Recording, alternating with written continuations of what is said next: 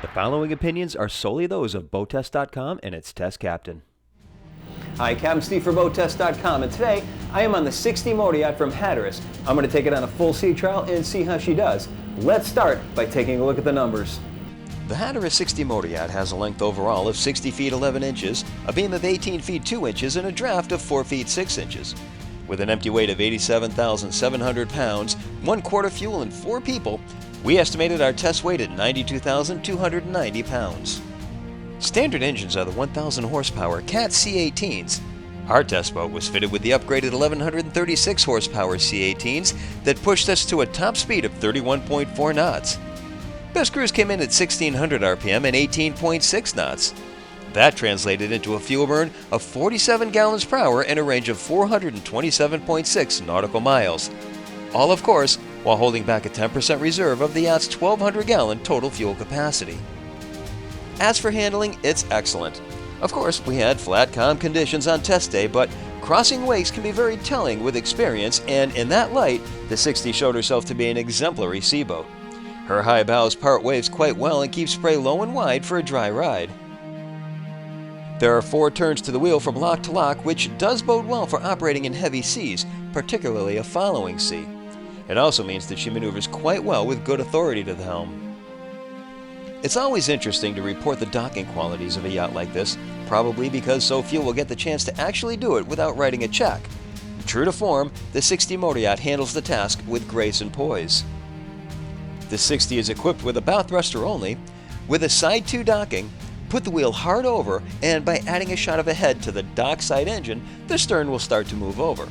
Now, add a touch of thruster in the same direction, and she'll start to glide sideways. With a gentle touch in this manner, she'll lay up and the crew can then step off to tie her up. Pulling away is just the same, only with the wheel in the opposite direction. Push the stern away, and then add thruster, and she slides off pretty as you please. Of course, the task can be made even easier with the purchase of the optional Cat 360 joystick control system.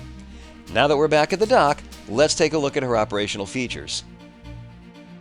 At the swim platform, we have pull-up cleats 12 inches to both sides, access door to the lazarette. This one will need a key to get into, but there is another access in the engine room. To the starboard side, there are 2 shore power cords, both on electric reels, and we have the city water inlet. At the companionway going down below, we have the ship's electrical panel. Side decks to both port and starboard allow us a safe transition to the bow. Midships, there are 2 cleats, both 12 inches with chafing gear just to the outside, and the crew's going to love these 2 storage compartments for holding lines and fenders. And as we make our way forward, we again have a 12-inch cleat, but notice how the chalk is well ahead, so the line's got to make a pretty severe angle as it makes its way out the side. Fully forward, a Maxwell windlass leading to a stainless steel anchor roller embedded into the bow. Access ports to both sides give us access to the chain and rope rode. We have foot control switches. There's a latch for securing the chain, but I'd also like to see a cleat up here for securing the rope when the anchor is deployed.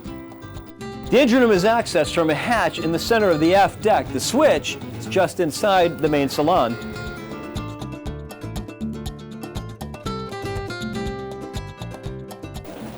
Well, here's a very spacious engine room.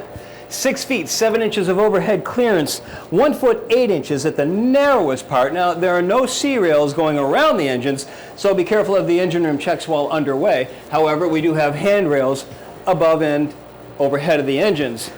It looks like we've got a pair of 1,136 horsepower Cat C18 Acerts. These are upgraded engines. Easy access to all sides of the engines. The exhaust risers are well supported.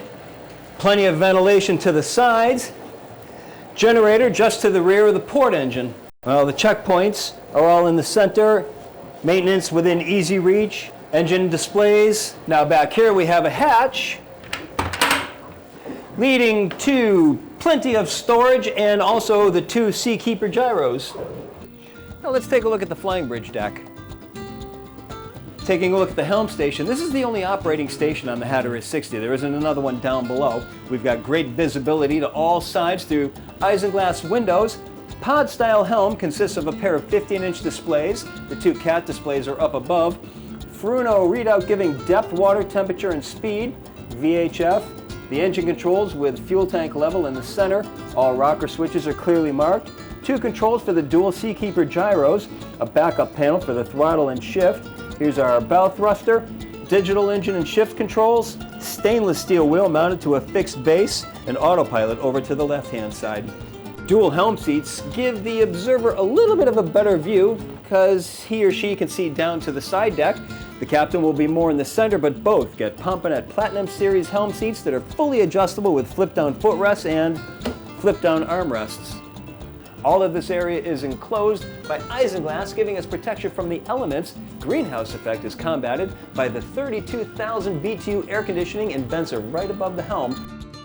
Of course, the hardtop also serves as a mounting point for the antennas, and the nav lights are integrated into the forward corners.